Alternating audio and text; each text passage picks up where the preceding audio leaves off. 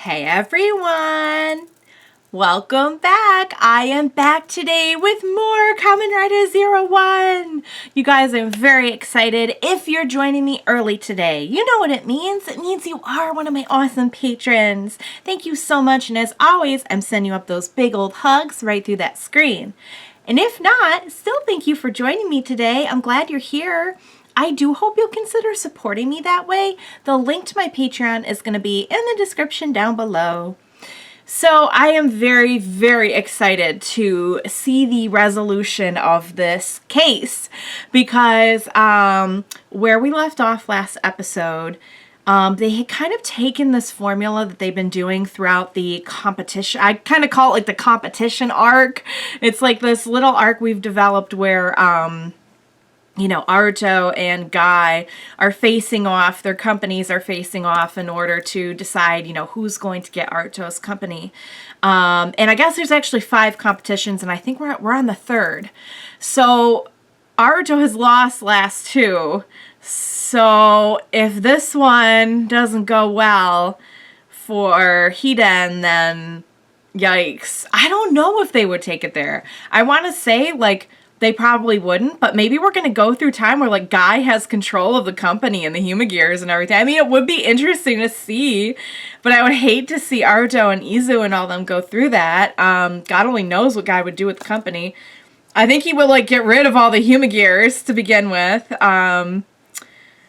Judging by the way he was talking about them at the end of last episode and just how he talks about them in general, he doesn't have a whole lot of respect or fondness for the Humagears. But what I really liked about last episode was we've kind of been developing this status quo of what's going on in this competition arc. You know, we have a Humagear facing off with a human who has a Zaia spec, and the human cheats, and they have to resolve all that. Now, where it gets interesting is that in this one, it really, really looked like that had happened. But the whole point was it's a court trial where this guy is being, it appears that he's being framed for this, like, marriage, scam, I guess, like, scammed someone out of, this girl out of all her money. And the text was from his phone, and all, like, there are things that add up. But, you know, our Humagear attorney knows, like, just knows that it is not this and I don't think the guy did it. So instead of going with the typical, like, oh, the prosecutor cheated and blah, blah, blah, it's like, oh, it looked like that, but now the prosecutor looks like he might be being framed. So what we have is a situation where, oh, okay, what's happening to the prosecutor is kind of similar to what's happening to the defendant. So you can't really be too hard on the prosecutor because you're over here making this point about how easy it is to get framed for this other guy.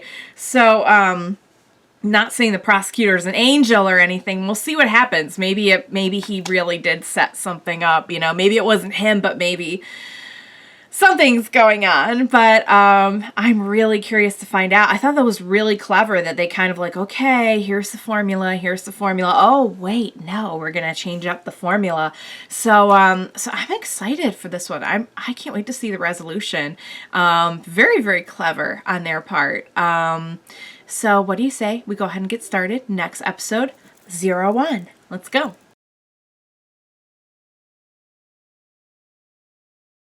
Because that was a heavy episode, you guys. What in the world?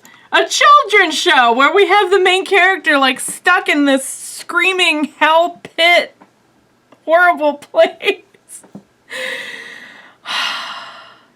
All right. Let's talk about a few things. First of all, very cool the way that they resolved the whole... And I'm glad that it did end up being, like, you know, the prosecutor was kind of framed and the guy was framed. Like, I thought that was a cool twist. It was a little subtle variation on the usual, you know, oh, the person cheated and now they're gonna do this, and now it was a cool variation.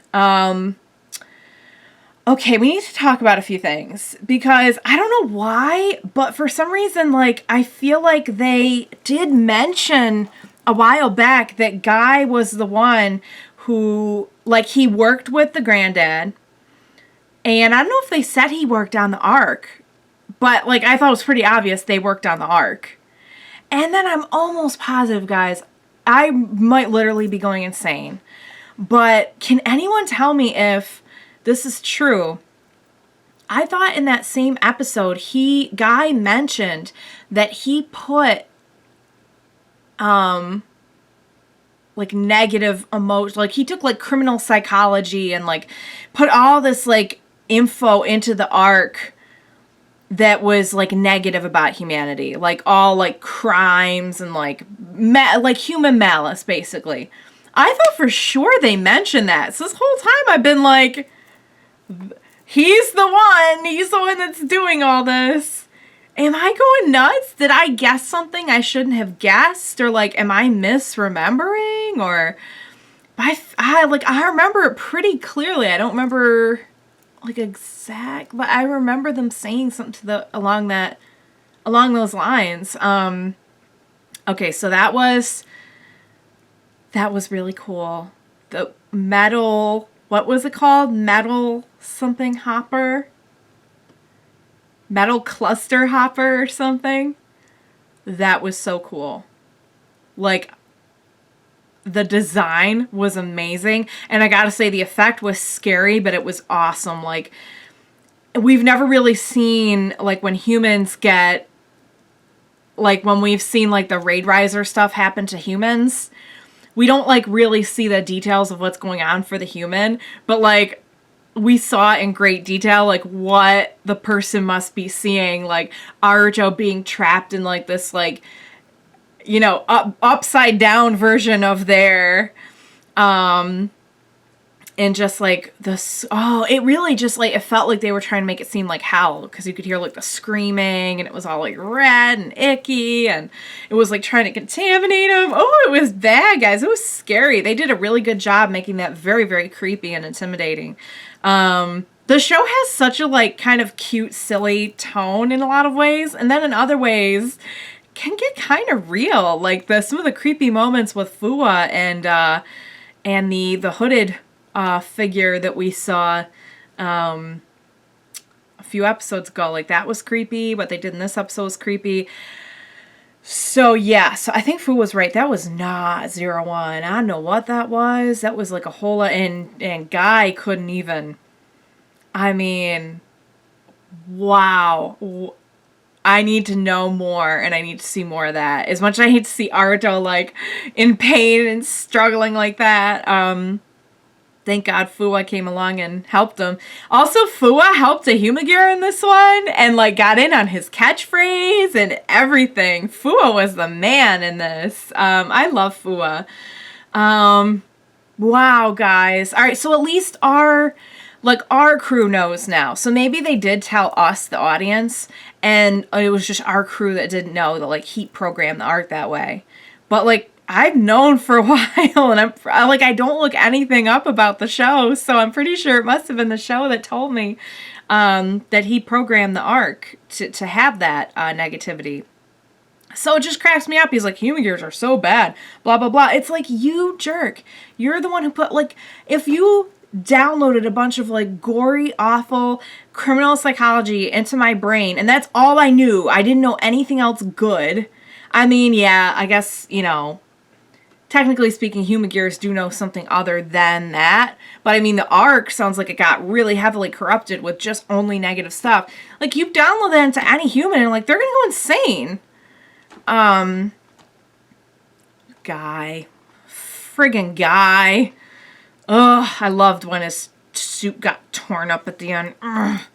Oh, I hope his tailor took a vacation, too, and he can't get a new suit for a long time. Oh, guys. All right, so Hiden 1, Zaia 2, but we still have 2 competitions left. So let's see what's going to happen. I loved that. It was great. Boy, are we heating up now. I hope you enjoyed that as much as I did, and I hope you loved watching it along with me. Thank you so much for joining me. Please be sure to join me next time. We will watch it together. Bye for now, guys.